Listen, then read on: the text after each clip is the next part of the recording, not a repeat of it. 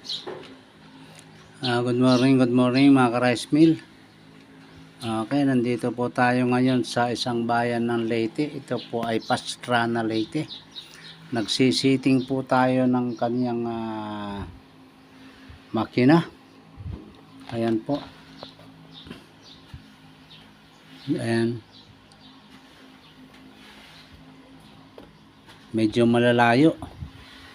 So, bago natin mag-setting doon sa haler, unahin natin muna itong makina.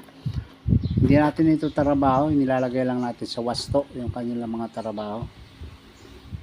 Ayan. Importante po sa lahat yung ating shafting, yung main shafting kung nakikita nyo. Ayan po, kailangan po talaga nyo nakalibel yung inyong shafting. Ayan, kulang pa ng konti. Tasan pa natin ng konti.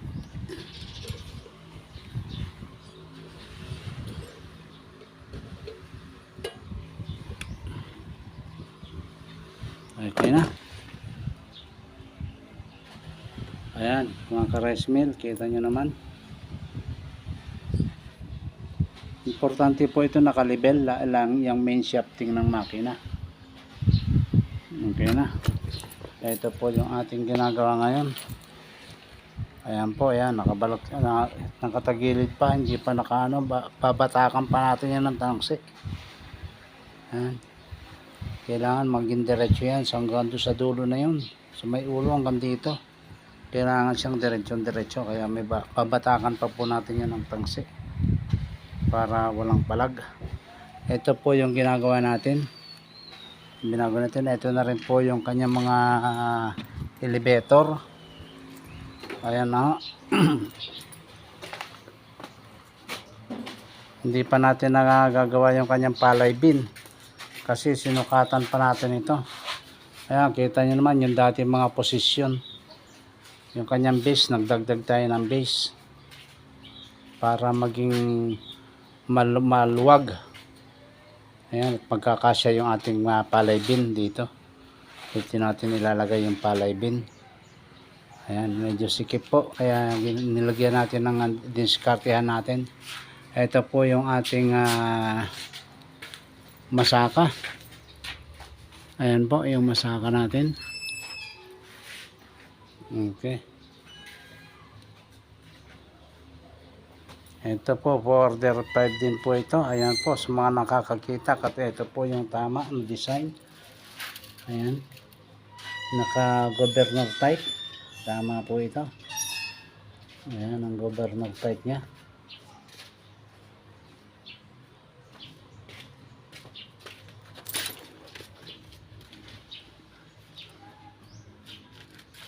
Mga nagtatanong yung kanilang mga governor type, akala nila naka-governor na yun. Hindi pa naka-governor type yan. Lalo na dyan sa may parting Bohol at saka dyan sa Negros. Ayan o, pinapalitan po yung puwit ng inyong injection pump. Ayan po, pinapalit. Ayan, kung nakikita nyo, wala na rito yun. Nakalagay dito sa likod niya, si baba. Nag-iisa na lamang ito. Ayan, nag-iisa na lamang yan. Okay po itong ganitong design kumpara po dun sa high speed.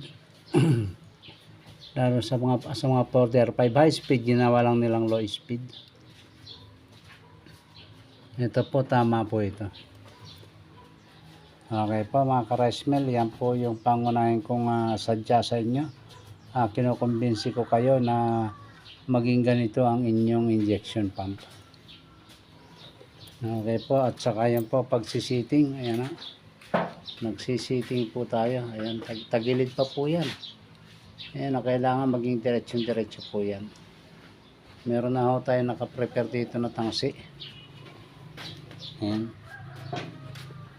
dyan sa gitna, nakikita nyo yung guhit na yan.